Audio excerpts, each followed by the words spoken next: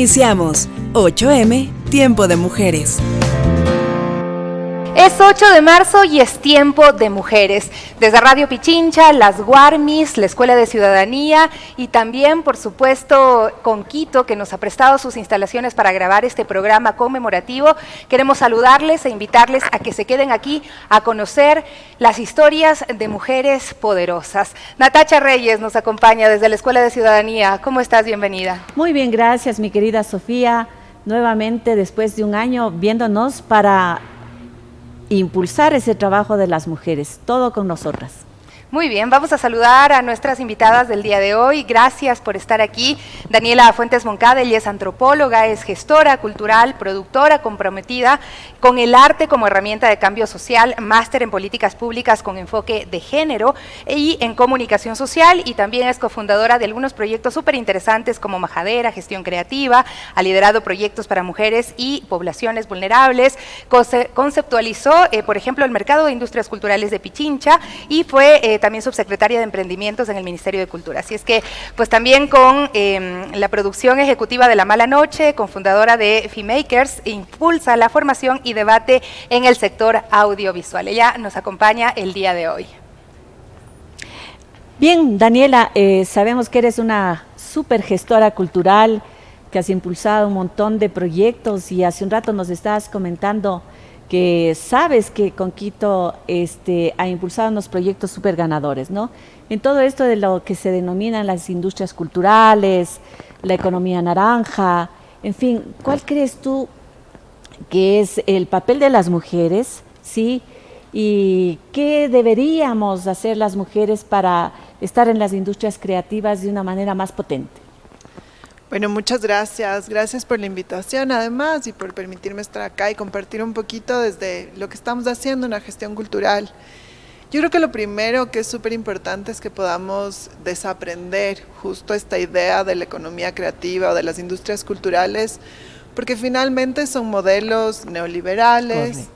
Son modelos que lo que están buscando es que pequeñas, o más bien muy grandes majors internacionales, sean las que desde su brazo y desde su músculo de marketing puedan tener una hegemonía, ¿no?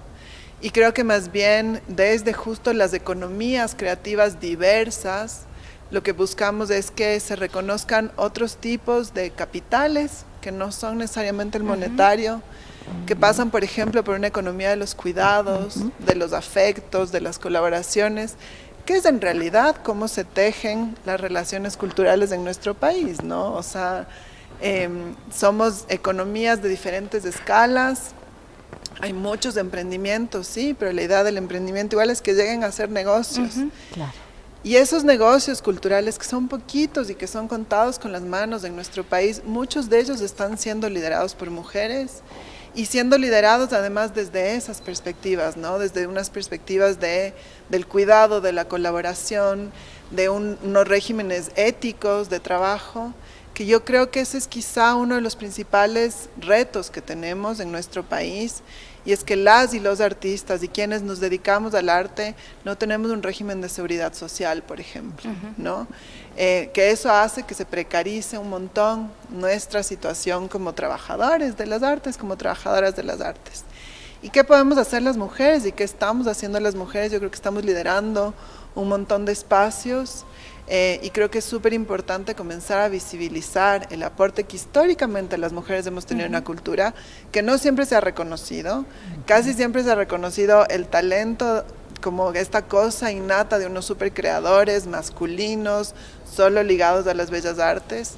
Y yo creo que desde los diferentes feminismos y las mujeres hemos podido, sí, dar una voz súper clara, decir, hay otras formas de hacer las cosas.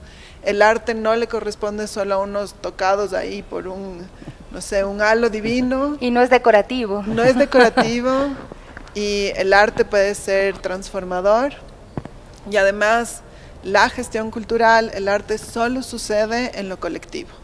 No hay un libro, una pintura, una exposición, una obra de teatro, nada que se haga en individual, sino que siempre se necesita de esta colectividad, de esta solidaridad, Y creo que ahí hemos demostrado que hay un mensaje súper potente que nosotras podemos contribuir. Me encanta, Qué Daniela, chévere. poder empezar por ahí para saludar también ahora mismo a Rina Artiega Velástegui. Ella es una apasionada por la historia y las tradiciones también de Quito y pues tiene una formación también muy sólida, magíster en comunicación, licenciada en comunicación general e institucional, gerente también de operadoras turísticas y fundadora, por ejemplo, de proyectos como la Cofradía de los Duendes, ¿no? Un emprendimiento cultural dedicado a la recuperación de la memoria histórica de Quito. Rina se ha enfocado en la preservación del patrimonio intangible en el Ecuador, ¿no? Entonces, ahí, Rina, pues empezar conociendo un poco de tu historia y cómo ha sido para ti ese reto de preservar las tradiciones de Quito, pero también conectarlas a la historia de nuestra ciudad, a las mujeres, ¿no? Que han sido fundamentales en su desarrollo.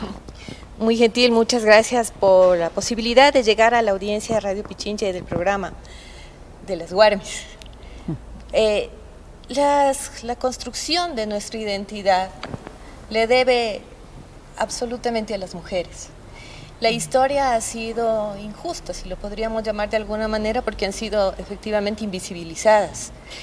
Los procesos independentistas, por ejemplo, no hubiesen podido llegar a garantizar lo que ahora tenemos, esa libertad de ser, de estar, de hablar, de compartir, con la libertad que tenemos en este momento de no haber sido por la intervención de las mujeres.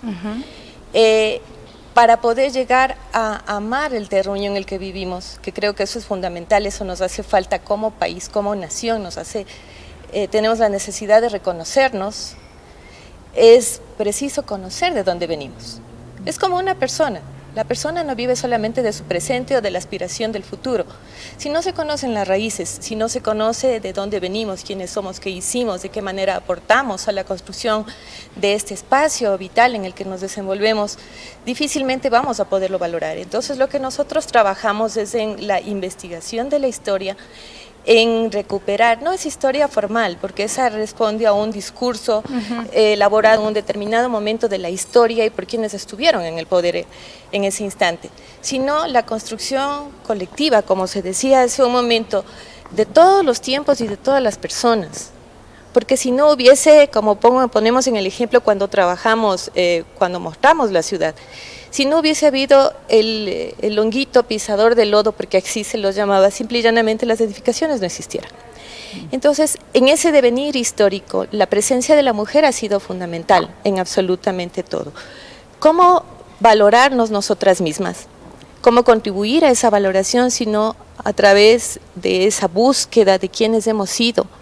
Y no es que en la historia solamente hemos sido las Manuelas, con toda la honra que se merece su memoria, sino todas aquellas mujeres que han sido invisibilizadas, a veces a propósito, que no han sido justipreciadas, pero que sin embargo significan un ejemplo para quienes estamos aquí sucediéndoles en el espacio. Queremos saludar también a Ana Julia Segovia, tengo su perfil acá y le doy paso a Natasha para que pueda también hablar con ella. Ana Julia es una cantante y compositora muy joven, nacida en Cuenca, radicada en Quito. Inició su carrera a los 16 años interpretando boleros y pasillos hasta incorporar pues sus propias composiciones y fue parte de una banda de rock experimental, pero en 2025 pues ha debutado como solista con Reflecta, un tema neo soul que lo escuchábamos, es delicioso realmente, y trabaja también en su primer álbum, ¿no? Explorando nuevos géneros, consolidando también su estilo. Gracias por estar aquí, Ana Julia. Bueno, primero agradecer mucho por el espacio, en especial poder representar a mis compañeras jóvenes en la industria de la música. Como decía mi compañera, estoy lanzándome como solista hace muy poco porque siempre he sentido que he dependido de mis compañeros, de mis bandas, que es con otros chicos sobre todo, porque bueno, decidir ser solista siendo mujer en la industria del arte ecuatoriano siempre será un desafío que estoy tomando. Muchas gracias por esa presentación tan linda y también, bueno, muy honrada de estar con mujeres tan grandes y tan apasionadas en lo que hacen, que representan un montón, así que muchas gracias. Ana Julia, hemos escuchado tu disco Reflecta y es realmente emocionante. ¿Qué les dirías vos a las mujeres jóvenes como tú para que emprendan? Porque siempre cuando hay arte y uno está saliendo de la adolescencia, hay mucha timidez, hay mucho miedo, pero además no tenemos algo que ya tenemos las mujeres y los hombres viejos. Tenemos un capital relacional, se dice, ¿no es cierto? Es decir, muchos contactos. Pero en tu juventud, ¿qué le pedirías vos a la sociedad para que apoye a esos emprendimientos liderados por mujeres jóvenes como tú? Yo considero que lo que más hace falta en el área musical del país es representación para las mujeres. Por ejemplo, en el presente como solista soy mi propia todo, mi representante, mi manager, mi community manager, la del contenido y claro, buscárselo es difícil, pero lo que les diría es que no tengan miedo a mostrar su proyecto. Yo empecé componiendo canciones también como a guitarra y voz, un poco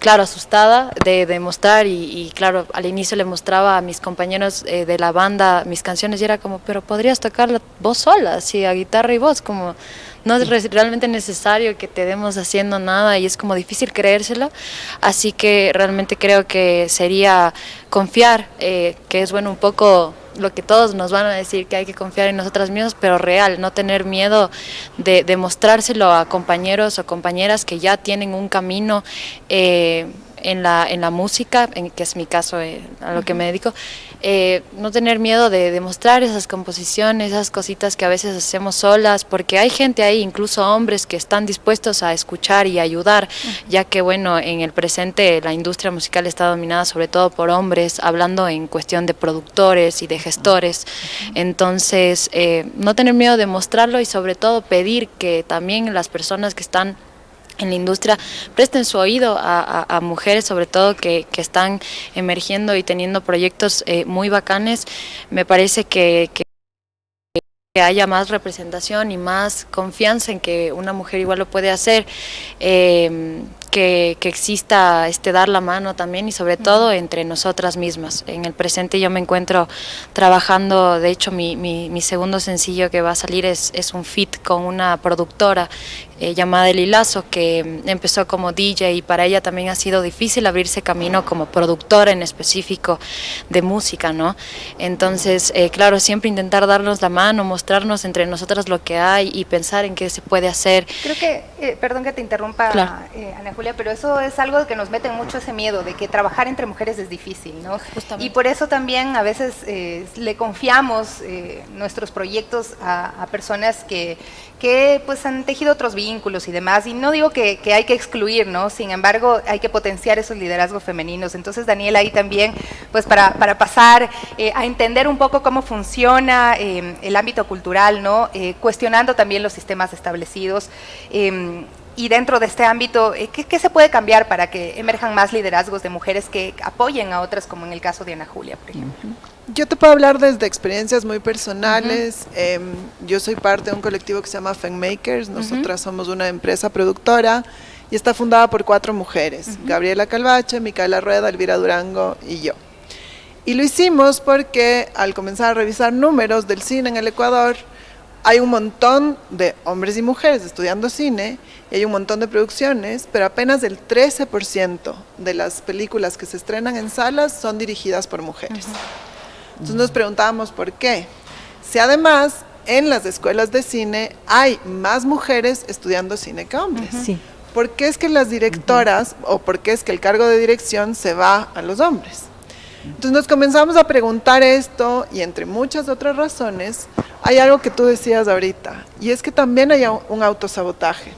Conversábamos con las estudiantes y nos decían, claro, el rato de que nos dividimos los roles, sí, nosotras hacemos de productoras, ya, pero ¿por qué no de directoras? Como también hay un autosabotaje que puede suceder ahí. Otra de las cosas es que en el cine, por ejemplo, es una industria súper jerárquica y es una industria compleja donde el tiempo significa plata. Entonces, por ejemplo, espacios para maternidades dentro del set es casi imposible. La mala noche, dirigida por Gabriela Calvache, fue una peli en la que yo estuve como parte del equipo de producción.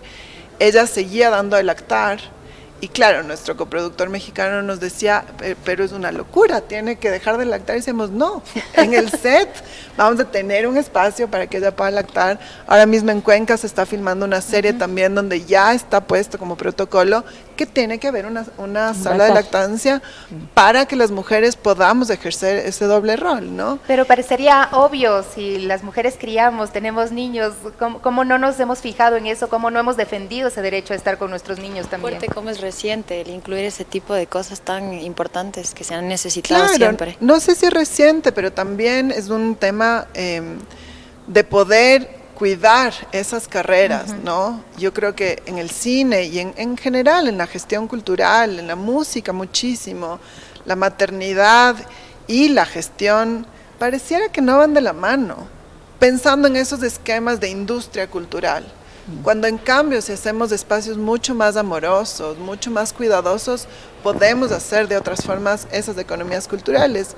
Jorge Leguízamo, que es que es el exalcalde de Medellín, siempre dice, ¿qué hay de creativo en las industrias creativas? ¿Cómo estamos cambiando eso? Y yo creo que tiene que ver con justo cómo generamos una red de cuidados distinta. Entonces, en FemMakers, una de las cosas que hacemos es temas de formación. Creemos que formarnos, y no es una formación excluyente donde los hombres no pueden entrar, pero sí que prioriza la presencia de mujeres y mujeres diversas, reconociendo que no todas las mujeres somos iguales y no todas venimos del mismo contexto. Además de proyectos de formación, lo que hacemos es abrir la puerta, y sí creemos que si hay dos personas que son técnicos y que tienen las mismas capacidades técnicas, preferimos que entre la mujer al equipo, porque sabemos que ella también le va a abrir la puerta positiva. Le va a abrir la puerta a una hermana. Así filmamos La Mala Noche, el 80% de nuestro crew fue femenino, y en ese momento, nosotras filmamos en el 2017, nos encontrábamos ante que había muy pocos técnicos y técnicas en roles como por ejemplo gaffer, eléctricos, gripería, la dirección de fotografía, aunque nuestra directora de foto fue mujer.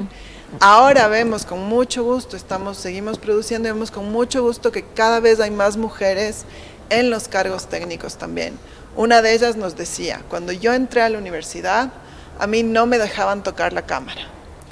Pero en cambio, si venía un niño a un set, yo tenía que cargarle. Ese niño pesa igual o más que una cámara. Tengo la capacidad total de cargar una cámara, no va por un tema de fuerza. Y creo que esos liderazgos, respondiendo a tu pregunta, tienen que ver con abrirnos la puerta, la una a las otras, escucharnos, pero también poder formarnos y nosotras mismas dejar de tenerles miedo en la cultura, en el ámbito cultural. Le tenemos terror al tema de la tecnología, ¿no?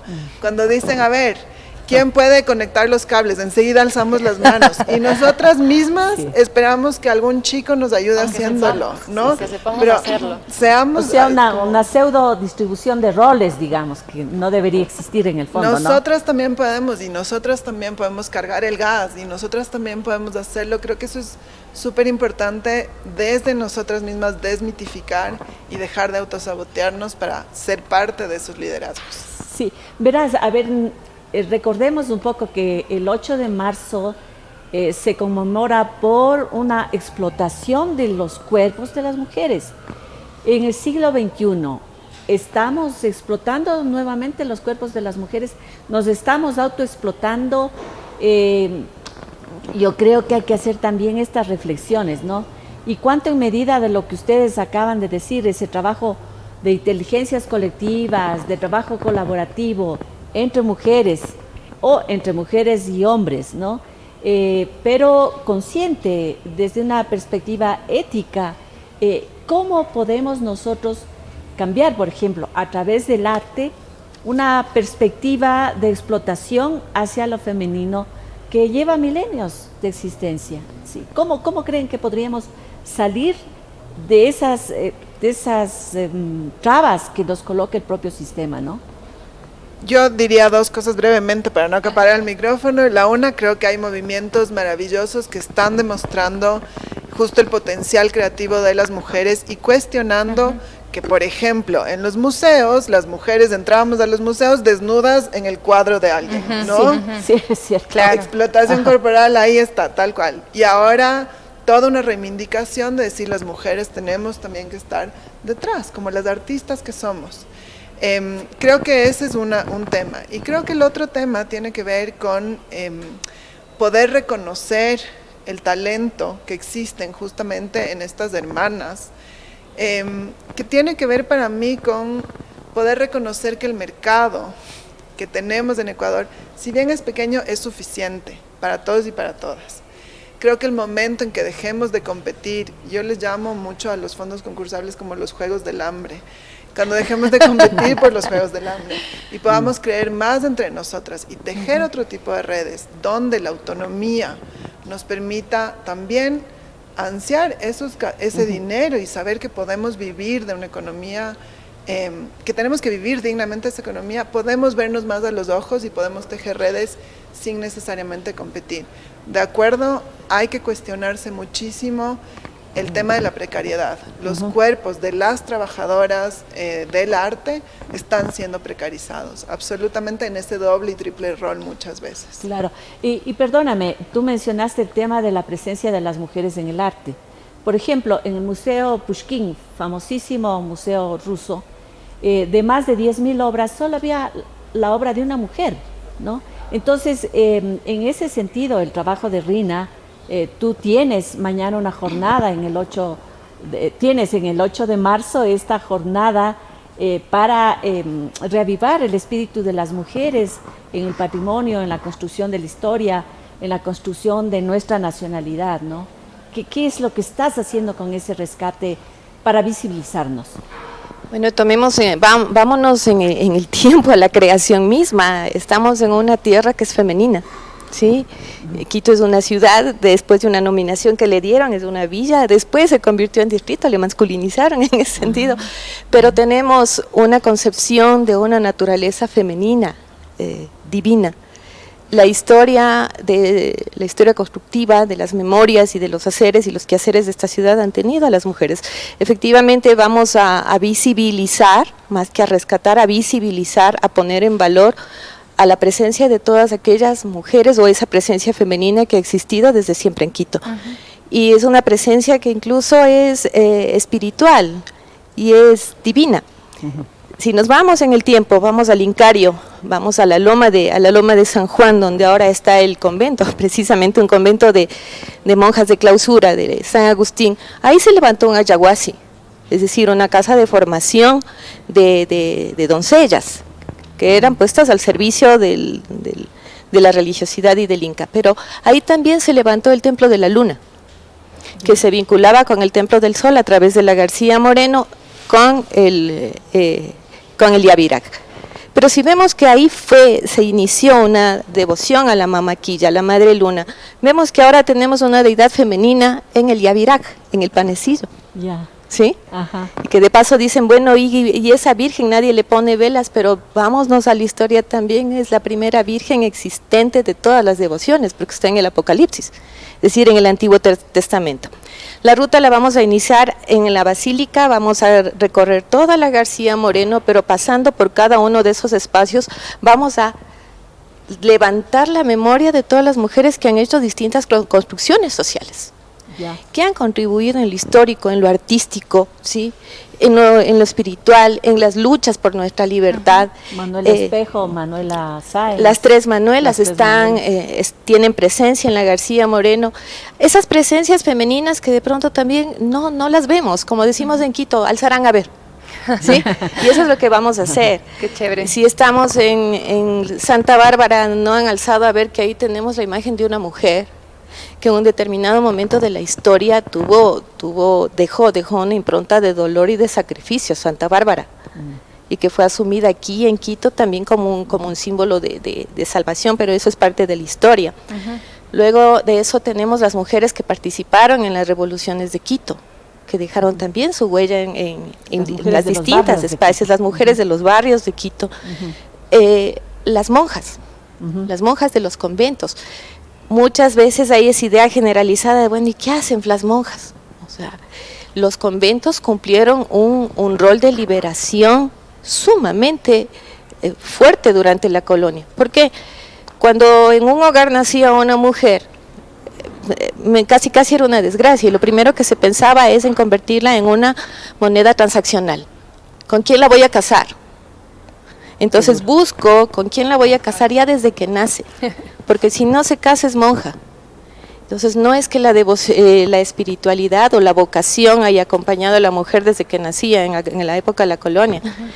Hubimos quienes no queríamos ese destino del matrimonio y de ir a atender y de estar todo el tiempo y de tener no sé cuántos hijos y estar siempre al servicio del varón. Un poco eso, porque siempre somos cuestionadas, ¿no?, sobre nuestras decisiones en el ámbito personal, que bueno, terminan siendo también temas que son sumamente políticos, ¿no? Cómo asumimos nuestras relaciones, cómo estamos asumiendo la transformación también de nuestras vidas. Y Ana Julia, ahí pues tú también vienes transformándote con varios géneros musicales, y pues no quisiera dejar de saber un poco más sobre cómo el ser mujer también está dentro de tus canciones, se siente, tú puedes proyectarte a través de tu música. Creo que tocabas un tema muy importante, y es que bueno, las mujeres somos la energía de la creación, o sea, nosotras a la final somos creación, y claro que eso se nota, y de hecho las personas deberían considerar muy necesario la presencia de mujeres en gestión cultural y en cosas justamente artísticas, porque somos muchísimo más seres más creativos, más de creación, sin hacer de lado a nadie obviamente, pero creo que justamente debería ser como un equipo. Y nada, claro, yo sí creo y considero muy importante siempre en mi música dejar eso ahí, claro, que se sienta esa energía, sobre todo colaborar con otras mujeres. Por ejemplo, el 13 de marzo voy a tocar mis canciones por primera vez, todas, con otra mujer guitarrista que me está ayudando a ensamblarlas. Entonces, después de haber trabajado tantos años solo con chicos, puedo notar cómo esta creatividad entre mujeres puede ayudarnos mucho, como decías tú, en vez de competir, a alzarnos y a colitarnos y a salir adelante, porque somos esa energía de creación, y creo que se nota en cada trabajo que hacemos en lo creativo y en lo artístico. Es Tiempo de Mujeres, es el nombre de este programa que hacemos en colaboración con la Escuela de Ciudadanía, las Guarmis de Radio Pichincha, y también gracias a Conquito. ¿Es tiempo de mujeres para qué? ¿Dónde deben estar las mujeres? ¿Es tiempo de que las mujeres hagan qué? ¿Qué dirías tú, Ana Julia? Pues justamente yo estoy de acuerdo en que creo que las mujeres deberíamos estar más detrás de todas estas como cosas más que están los chicos, ¿no? Como en mi caso, más productoras, más managers, más mujeres que estén detrás de todo lo que es la planificación de otras artistas o de otros artistas. Me gustaría ver eso mucho más, ya que no se ve tanto. Sí creo que es un buen momento para las mujeres en el área de la música. Veo que hay muchas emergiendo y creo que el futuro es bueno.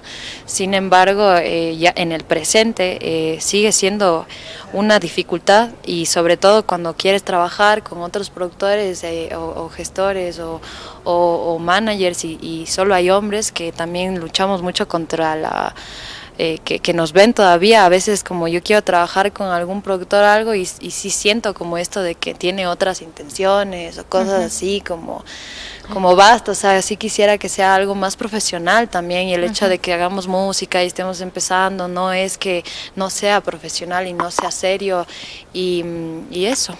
Bueno, de hecho el tema del acoso dentro de toda la industria de la creatividad es muy fuerte, ¿no?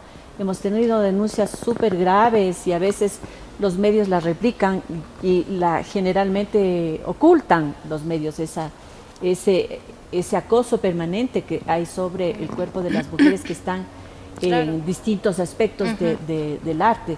Uno de esos denuncias acaba de hacer Mon Laferte, y además ella dice, a ver, yo he tenido que salir de cuestiones sumamente duras como la violación, el acoso sexual, la presión, ¿no es cierto?, de quiénes eran mis productores, y a mí el arte me liberó y me puse a pintar. Pero cuando ella ya pinta, ¿no es cierto?, más de 6.000 cuadros, los artistas clásicos que han sido formados en una escuela le critican, una vez más le vuelven a sancionar, ¿no es cierto?, por tomar iniciativas, y le dicen, pero es que tú no pasaste por una escuela de bellas artes. Entonces aquí la pregunta es, ¿las mujeres tenemos que esencialmente pasar por una escuela para hacer las cosas o podemos tener otras formas de sacar nuestra creatividad? ¿Qué dicen, chicas? Yo creo que no necesitamos una legitimidad en ese sentido. Creo que el arte es una expresión y que por tal como ser una expresión personal no necesitas de una legitimidad de otros que te esté diciendo, sí, este es el arte adecuado, claro. Este es el enfoque adecuado que tienes que poner. Contestando la pregunta de ¿es tiempo de mujeres? Yo creo que es tiempo de que más mujeres indígenas, de que más mujeres negras, de que más mujeres trans, de que más mujeres privadas de libertad puedan ejercer cabalmente sus derechos culturales. Y creo que eso es una deuda también que tenemos, y creo que es tiempo de que las mujeres además podamos estar en espacios mucho más seguros. Yo agradezco un montón que hayas traído este tema a colación. Creo que una de las cosas bellas de encontrarnos haciendo trabajo en la gestión cultural con otras mujeres es que lastimosamente todas compartimos una historia de violencia. Todas compartimos una historia de acoso, todas compartimos una historia de discriminación o de creer que por ser mujeres somos menos, o de tener que pensar que hay que legitimarnos 3 veces más, hay que hacer 3 veces más que lo que haría un hombre para poder estar en ese cargo, ¿no? Y creo que es tiempo de que eso pare ya. Creo que eso no es un trabajo de hacerlo divididos, hombres por un lado, mujeres por otro. Creo que eso es un trabajo de entender como sociedad que el patriarcado nos afecta a todos, todas y todes, en particular a los cuerpos feminizados, y que desde ahí es tiempo de que eso Pero es como duro a veces estar pedagogizando todo el tiempo y explicándoles por qué no tienen que ser violentos con nosotras. Sí, no, yo no digo que nos toca pedagogizar a nadie. Pero es como una reflexión social, ¿no? Que intentamos buscar espacios seguros, ya es hora de que también los hombres empiecen a cuestionarse a ellos mismos, porque nosotras lo hemos hecho, nos hemos pasado la vida culpabilizándonos y cuestionándonos por todo. Ya es hora de que también pues ustedes, chicos, pues empiecen a cuestionarse un poquito los privilegios con los cuales pues han muchas veces acabado historias de vida y carreras también de mujeres que han dado un paso atrás para no estar sometidas a eso, ¿no? Que lo hemos visto, porque Mon Laferte, que ya que traías el caso de Mon, de pronto ella decía, sí, tienes razón, me retiro, ¿no? O sea, ¿por qué? ¿Por qué si te has ganado un espacio, si has luchado, si has además usado el arte para poder drenar todo el dolor y la violencia que ha sido impuesta por parte también de la sociedad? Tiempo de mujeres, Rina, ¿para qué? ¿Para qué? Yo sí pienso que es tiempo de que nos regresemos a ver a nosotras mismas, de que nos percatemos de que venimos solas y solas tenemos que salir, porque puede ser que existan quienes estén en su determinado momento al lado de nosotros de pronto para darnos un apoyo, una ayuda. Si hay uno de los problemas que mayor dificultades generan a las mujeres, no solo, hablemos en específico del país, es la codependencia. Una codependencia emocional, una codependencia de aprobación, una codependencia económica, que en la mayoría de los casos resulta un ciclo vicioso de la víctima, del victimario, y volvemos, la víctima, la huida, el victimario, etcétera, etcétera. Pero es muy importante que concienciemos que como seres humanos somos proclives a las fallas, al perfeccionamiento, somos perfectibles, que veamos nosotras mismas los problemas que hemos tenido, que hagamos escuela de esos problemas que hemos debido superar, y si no podemos, porque es muy difícil que se pueda con una misma, si hay ayuda, si hay palabras, si hay personas, si hay proyectos, si hay programas, pero que hagamos esa conciencia. Es hora de hacer conciencia de que no lo podemos hacer todo. Sí, no podemos, somos humanos. Tenemos límites. Tenemos límites, sí, y a veces pensamos que, super mujeres, que el guagua, que la casa, que el trabajo, que esto, que el otro.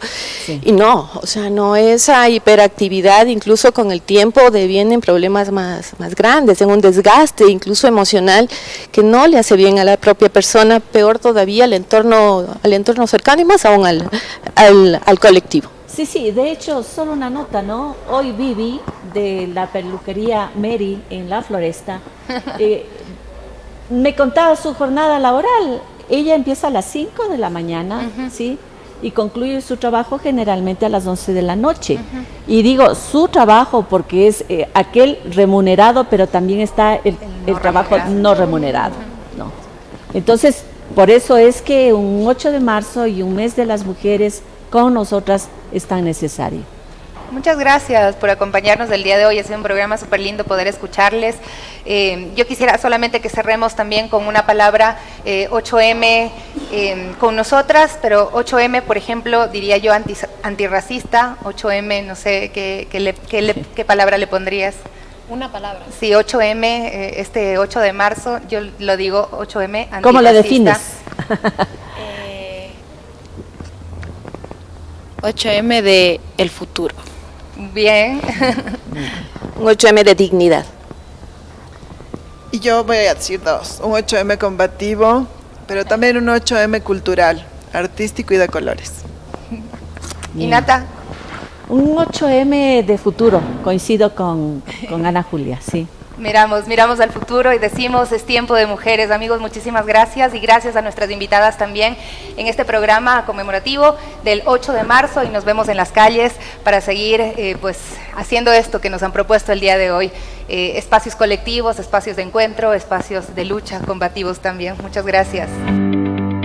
8M, tiempo de mujeres.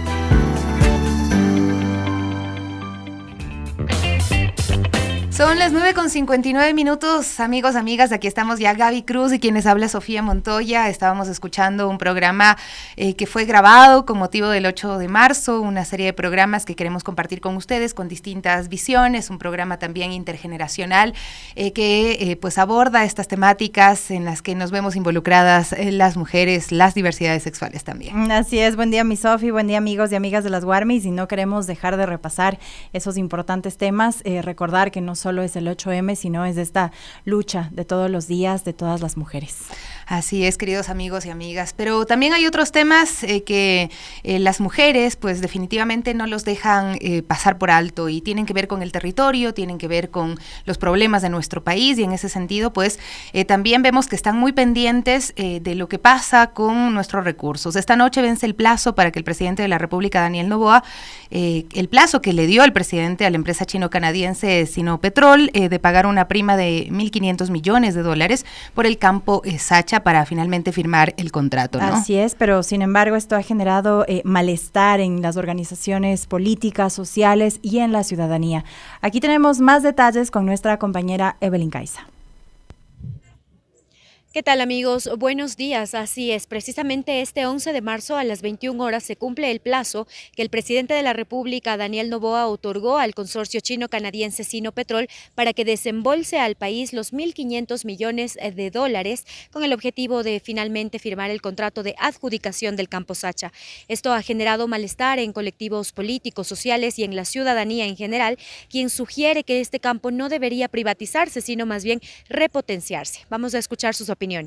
Bueno, como él dice que la empresa está prácticamente en quiebra, o sea, el pozo está en quiebra, debería ponerle más empeño y meterle recursos para que la empresa pues, se alce, pues, haya más petróleo y todo eso, y el recurso se quede aquí, pues no se vaya a otro lado. Como dice que el 85% se va a la empresa privada y el 12% se queda acá, entonces está mal. Pienso que es uno de las más grandes indecisiones que tiene el señor, al menos en el proyecto político que él tiene no se ve nada contundente, pues nada cierto, y es una de las cosas que ha venido haciendo desde el principio, ¿no? Entregar todo a la familia, o sea, como quien dice, que el futuro de él sea mejor, nada más, para el pueblo nada, o sea, simple y sencillo, para el pueblo nada. Eso no se ha visto una sola obra hasta el día de hoy. Lastimosamente quienes elegimos somos nosotros y ojalá esta vez sea mejor la elección. Hay muchas falencias, hay muchas cosas que hay que hacer, por ejemplo, erradicar la pobreza, erradicar el analfabetismo, dar más medicinas a los hospitales, algo que no se ve, ¿no? Algo que no se ve. La peor burocracia que existe hoy, los mayores ladrones están arriba, así de simple. No, me parece que es súper mala esa decisión, porque el Campo Sachi es de los ecuatorianos, no del presidente de la República. O sea, eso debería derogarse, porque definitivamente no se puede hacer eso. Y si es que tanto va a molestar, que haga una consulta popular, que estamos acostumbrados a hacer, que cada problema que hay, consulta popular. Para el presidente, ojalá escuche. Es una persona muy cerrada que no creo que vaya a escucharnos. Él quiere hacer lo que él quiere y entonces eso no es posible. Esperemos que tal vez en educación, en salud, que es lo más importante, que no se vaya a los bolsillos de quienes sabemos. Todos sabemos que él se está llevando toda la plata. Entonces no puede ser posible. Ya debemos levantarnos el pueblo porque estamos callados, no sé qué nos pasa. Sacamos a Abdalá, sacamos a Yamil Magual, sacamos a Lucio Gutiérrez y acá no podemos hacer nada. No pudimos sacarle a Lazo, no le pudimos sacar a Moreno y no le pudimos sacar también a este presidente. No creo que sea posible. Y bien, como pudieron escuchar, las opiniones ciudadanas hacen un llamado al presidente de la República a reconsiderar esta decisión y a buscar otras alternativas, pues aseguran que los recursos públicos petroleros, en este caso, deberían ser invertidos en salud, en educación, en medicinas y en otros aspectos que brinden bienestar a los ecuatorianos y no ir a la empresa privada. Eso es lo que se registra a esta hora desde la Plaza Grande. Continúan ustedes con más noticias. Buenos días. Ciudadanos, como siempre, nosotros planteamos esta posibilidad de escuchar, Gaby. Así es, pero bueno, también queremos repasar otros temas que están sucediendo en nuestro país, y es que el clima está bastante inclemente en nuestro país, también en diferentes ciudades, y el día de ayer veíamos imágenes muy fuertes de las lluvias en Loja, y ahí mencionaban, ¿no? Loja bajo el agua, y esto ocurrió tras el desbordamiento de los ríos Malacatos y Zamora. Así es, las lluvias en Ecuador siguen causando estragos tras las afectaciones que se vivieron y se vieron en Cayambe, en Guaranda. Pues este lunes 10 de marzo la ciudad de Loja quedó bajo el agua debido al desbordamiento de estos ríos que mencionaba Gaby. Los videos ciudadanos que estamos mostrando pues dan cuenta de calles completamente inundadas, ¿no? La creciente de los ríos colapsó la ciudad, afectando a viviendas, locales comerciales, vehículos. Las zonas más perjudicadas, el Sagrario, el Valle, el Mercado Mayorista, la Puerta de la Ciudad, el Parque Bolívar, todo esto en Loja. Así es, y el daño más crítico ocurrió en la calle Imbabura, donde el puente vehicular colapsó. Esta estructura quedó cubierta de escombros y de árboles arrastrados por esta fuerte corriente, y las autoridades cerraron el paso también por esta zona debido a la inseguridad que generaba para los transeúntes. Así es, el alcalde de Loja, Franco Quesada, informó que el municipio pues desplegó maquinaria para despejar las vías y evitar otros daños en otros puentes de la ciudad.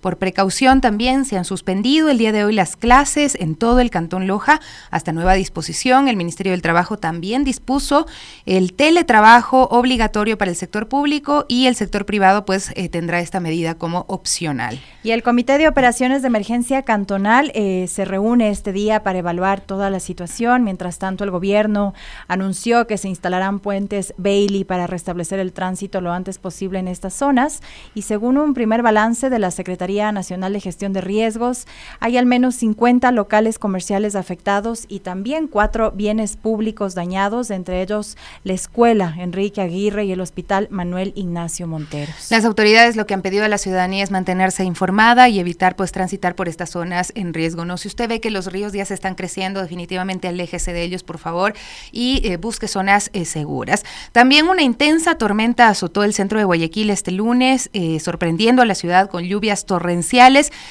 vientos muy fuertes y también relámpagos. Realmente no parecía que ocurría en nuestro país, parecían imágenes de otro lugar del planeta, pero no, era Guayaquil. Esta precipitación comenzó en horas de la tarde y en cuestión de minutos varias calles quedaron anegadas, complicando la movilidad en muchas de estas zonas, en las cuales teníamos Ballén, Ayacucho, José Mascote, y en la calle Letamendi los peatones y los comerciantes reaccionaron rápidamente ante esta repentina lluvia. Así es, corrían, intentaban proteger protegerse, ¿no?, en las viviendas cercanas, mientras que otros improvisaron protecciones con bolsas plásticas para evitar mojarse.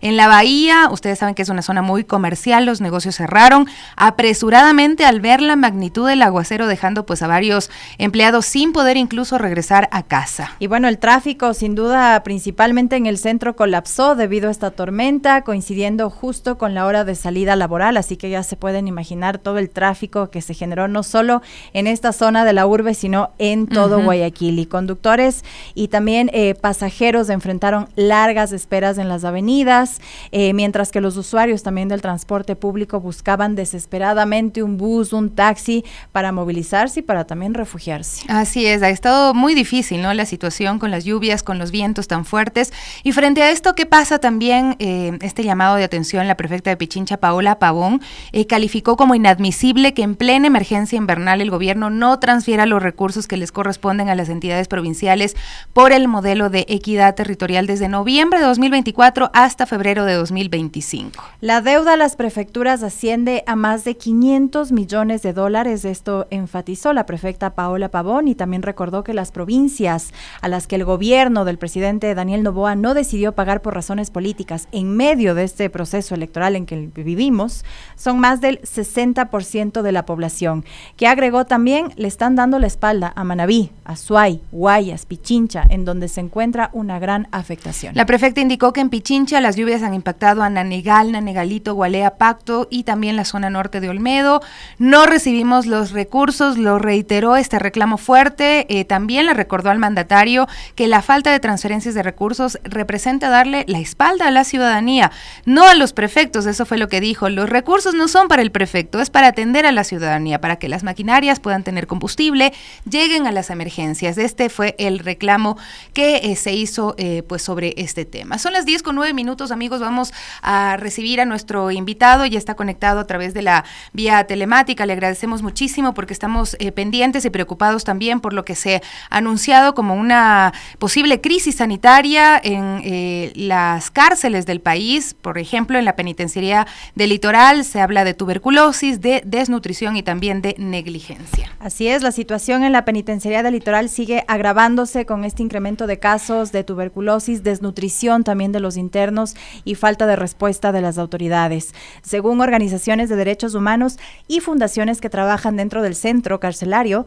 el Ministerio de Salud solicitó al SNAI la adecuación de un área de aislamiento para estos reclusos que están diagnosticados con tuberculosis. Sin embargo, esta medida aún no se ha ejecutado. Así es, vamos a saludar al doctor Daniel Simancas, epidemiólogo, para conocer un poco cuáles son las implicaciones que tiene pues esta crisis, ¿no? ¿Por qué se podrían haber incrementado los casos de tuberculosis en las cárceles del país y cuáles son los riesgos? Doctor, bienvenido, muchas gracias por atendernos. Buenos días, muchas gracias a ustedes por la confianza y la invitación. Siempre es un placer estar con ustedes. Sí, es una situación bastante grave porque devela los problemas realmente que se está viviendo y sufriendo dentro de las cárceles. En el tema de salud pública y epidemiología, justamente los centros carcelarios son centros de contagio masivo. Se dice que la prevalencia en las cárceles es hasta 30 veces superior a lo que se podría esperar en la población general. En este sentido, llama la atención de que sabiendo que pudiese existir un brote, se haya dejado avanzar esta enfermedad como se lo ha hecho. Es decir, cuando se hacen las cosas bien, pues se felicita, por supuesto, pero cuando se hacen las cosas mal, hay que decirlo de una manera enérgica. Esta es una enfermedad de la pobreza, esta es una enfermedad de la marginalidad, de la desnutrición, y cuando se juntan estas falencias de determinantes sociales, el hacinamiento, la falta de una buena alimentación, la falta del cuidado de estas personas, que muchas de ellas ni siquiera han recibido sentencia, ¿no? Hay que decirlo, no es gente que se merece lo peor, no hay gente que está por varios motivos, es decir, los derechos humanos protegen a todos, pero las condiciones, por lo que se ve en los medios de comunicación y por lo que reporta el Ministerio de Salud, son realmente alarmantes. Es decir, tenemos solamente en Guayas 518 casos de tuberculosis de un total de 1012, y de ellos más de la mitad son en los centros penitenciarios. ¿Qué quiere decir esto? Que se ha hecho muy poco o nada por controlar la crisis y el brote que está habiendo dentro de las cárceles, ¿no? Doctor, ¿cuáles son los síntomas de esta enfermedad de la tuberculosis? ¿Cómo se contagia? Y también, ¿cuál es la velocidad de propagación de esta enfermedad? Bueno, es una enfermedad generalmente de todo el cuerpo. En el órgano que más frecuentemente da infección es en los pulmones. Se la conoce como una infección respiratoria también, pero puede dar tuberculosis de los pies a la cabeza. Tú tienes tuberculosis intestinal, tuberculosis renal, pero la más frecuente obviamente es la tuberculosis pulmonar, que se contagia a través de las gotículas de saliva y también del hacinamiento, de vivir con personas infectadas. Por eso es que en años anteriores se realizaron estrategias como los pabellones, pabellón logros, ¿no? Estos pabellones logros lo que producían es el aislamiento de estos pacientes infectados para evitar la contaminación. Si es que no se hacen estos cercos epidemiológicos dentro de la cárcel, el contagio va a ser frecuente y probablemente no tengamos 500 casos, sino tengamos 1000 o 2000 si no se hace absolutamente nada, si no se da el tratamiento adecuado, si no se obliga a utilizar mascarilla en el caso de los pacientes infectados, si no se les da atención especializada, ¿no? Antes tenían ellos atención por parte de un neumólogo, de un experto en los pulmones. También tenían atención en clínicas privadas, es decir, se hacía una intervención para evitar realmente el contagio masivo que está habiendo en estos momentos. Síntomas: tos, cuando avanza la enfermedad hay tos con sangre, la gente, aparte de la desnutrición, empieza a perder peso, sudoraciones nocturnas, fiebre alta, y pues esta tos, que es lo característico, una tos productiva, una tos con sangre que llega, por supuesto, a debilitar al paciente, y si hay otras enfermedades concomitantes, pues produce la muerte. Lo que decía Gaby, se transmite además muy rápido, aparentemente, por lo que estamos viendo, ¿no? Si es que no hay el aislamiento, muchísimo peor. ¿Cuáles son las implicaciones fuera de los centros penitenciarios? Veíamos un trabajo periodístico en el que se revelaba, por ejemplo, que un bebé de 1 año y medio que acompañó a su madre a una visita a un privado de la libertad estuvo más de 1 mes y medio hospitalizado con tuberculosis. Es decir, las personas que están en visitas a sus familiares privados de la libertad también estarían en riesgo, doctor. ¿Cómo se podría propagar fuera de los centros penitenciarios? Por supuesto, las visitas no se deben restringir por un tema social, un tema de también salud mental, pero se debe tener estricto cuidado con los pacientes infectados, el uso de la mascarilla, la distancia social, mucho cuidado con los bebés, con las personas adultos mayores. Es decir, así como se hizo en el COVID, en estos momentos se tiene que generar estrategias para la reducción de la transmisión. Es decir, es imposible que pacientes infectados que no están siendo tratados se reúnan con familiares en estos momentos sin ninguna precaución. No estamos recomendando que se eviten las visitas. Esta es una infección que se transmite por las gotículas grandes, no como en el COVID, es decir, es la transmisión en cantidades importantes de este moco y saliva. Entonces, en este sentido, se puede evitar con el uso de mascarilla de esta persona, pero también con el control a través del tratamiento, esquema 1 y esquema 2, a través de la identificación del virus a través de vaciloscopia, un examen, o de rayos X. Es decir, se debe realizar una intervención integral para evitar que incluso los familiares empiecen a propagar, luego de salir de las cárceles, este virus a toda la población. Es muy probable que ya tengamos casos de contagios fuera de la cárcel, pero el lugar principal de contagio siempre será los centros penitenciarios, ¿no? Doctor, ¿y qué acciones debe tomar el Estado, las autoridades también sanitarias para controlar esta propagación de la tuberculosis, tanto en el sistema penitenciario, pero como usted también manifiesta que puede darse también de manera externa? Declarar inmediatamente en emergencia el sistema penitenciario. Eso es lo que deberían hacer. Hay que hacer una intervención integral. Ni siquiera existen ya consultorios, no hay médicos permanentes. Antes hacían guardias. Los consultorios de especialistas pues brillan por su ausencia. Es decir, se debe intervenir, los médicos tienen que tener resguardo policial, se deben habilitar pabellones exclusivos para estos pacientes infectados para mantenerlos en aislamiento e intentar dar tratamiento a estos pacientes, utilización masiva, obligatoria de mascarilla dentro de los pabellones, lavado de manos, intervenir también en seguridad alimentaria, una adecuada alimentación, un rescate nutricional, porque estamos transgrediendo acuerdos y leyes humanitarias a nivel mundial. Es decir, el tema no es sencillo, el tema es crítico, es inmediato que el presidente de la República y el Ministerio de Salud intervengan en las cárceles para controlar esta infección. ¿Qué tipo de recursos? ¿Son muchos los recursos que se necesitan para atender esta crisis y para detenerla? No, los tratamientos están prácticamente costeados a través de las estrategias de OMS, OPS, es decir, antibióticos existen, sería el tema de mascarilla, el tema de logística y el tema de proteger a nuestros médicos que van a diagnosticar, a examinar a los PPL.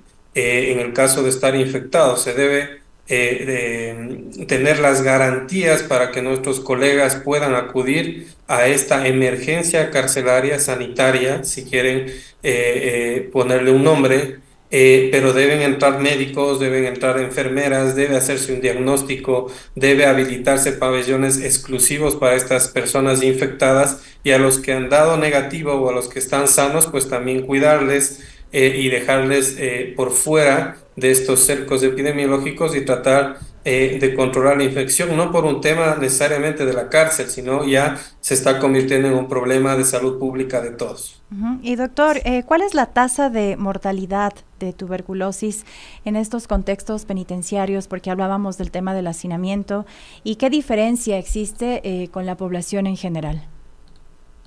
Bueno, en el centro penitenciario, por las condiciones incluso insalubres de hacinamiento, pues la mortalidad puede llegar al 3-4%. En la población general está menos del 1%. Así que no es una infección que cause tanta letalidad, tanta mortalidad, pero el tema es de que cuando logra infectar a un paciente es difícil recuperarlo, ¿no? Sus órganos quedan lesionados, dañados, mucha gente necesita diálisis en el caso de tuberculosis renal, en el caso de tuberculosis pulmonar queda dañado el pulmón, y lo que queremos más que nada es que los familiares y las personas que están por fuera no lleguen a contagiarse de una infección, ojo con esto, que iba a desaparecer en el 2030, ¿no?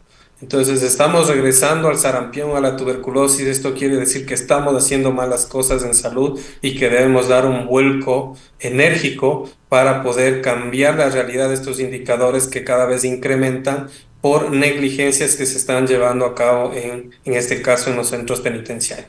Usted lo acaba de decir y nosotros hemos visto registros periodísticos también, testimonios de familiares que dicen que, por ejemplo, compran suplementos nutricionales, los cuales son desechados por los militares o por el sistema y la gestión penitenciaria, ¿no? Es decir, se está impidiendo que puedan alimentarse, que puedan tener algún sustento por fuera de lo que el SNAI o el Estado puede proveer, ¿no? Entonces esto también pues va, como usted mencionaba, en contra de los acuerdos internacionales, la protección de los derechos humanos, porque son personas privadas de la libertad, no han perdido su categoría de personas, esto hay que decirlo, ¿no? Y pues las consecuencias pueden ser fatales también, pero no es la única enfermedad en la que hemos visto también este abandono. Hemos recibido también testimonios de pacientes de VIH, cualquier tipo de enfermedad que está presentándose dentro de los centros de privación de libertad, pues se incrementa el riesgo totalmente si no hay esta atención, también este seguimiento sanitario.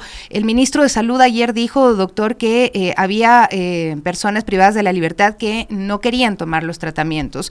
¿Qué pasa cuando no se les puede obligar a tomar un tratamiento? Si es que esto fuera así, tal como lo ha manifestado el ministro de Salud, ¿qué hacer con esos pacientes y cómo proteger también al resto?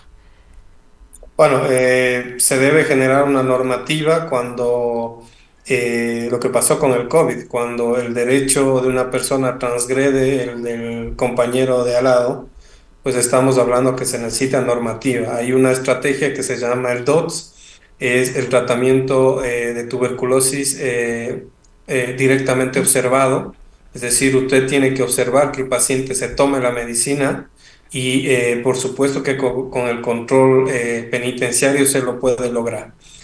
Apelando al derecho colectivo, es decir, cuando si esta persona no toma, pues va a contagiar a la otra persona, se debe, en el caso de los centros penitenciarios, pues acudir a estas normativas internacionales también para que estas personas que no desean tomar el tratamiento, pues tengan consecuencias por ello, porque están afectando los derechos de sus compañeros. Así es. Bueno, doctor, le agradecemos mucho por acompañarnos esta mañana a hablar sobre este tema tan importante, la crisis sanitaria que está enfrentando la penitenciaría del Litoral por tuberculosis, pero también por esta desnutrición, por, como le hemos mencionado, también la negligencia que existe. Muchísimas gracias al epidemiólogo Daniel Simancas por acompañarnos esta mañana. Gracias, doctor. Gracias a ustedes, un placer. Un abrazo fuerte, gracias por el tiempo y también pues por transmitirnos su visión en torno a esta crisis que está ocurriendo en el sistema penitenciario. Organismos ya de derechos humanos relacionados a la ONU, por ejemplo, se han pronunciado, han pedido que se intervenga. La Federación Médica Ecuatoriana también ha exigido que se declare una crisis, una alerta inmediata. Desde el municipio de Guayaquil también hay preocupación, es decir, este es un tema serio y al parecer no es una justificación lo que el ministro de Salud, Edgar Lama, ha dicho de que simplemente no se puede obligar a algunos pacientes a tomar la medicación, entonces pues solamente hay que retirar los cuerpos cuando fallecen, ¿no? Esto no es así, el Estado tiene una responsabilidad además con toda la sociedad ecuatoriana dentro del sistema penitenciario y más allá del sistema penitenciario. Y bueno, ya con esto nos vamos, nos despedimos el día de hoy. Así es, pero sigan conectados a la señal de Radio Pichincha, se vienen las noticias, el Quique Show y con las Warmis. Hasta mañana.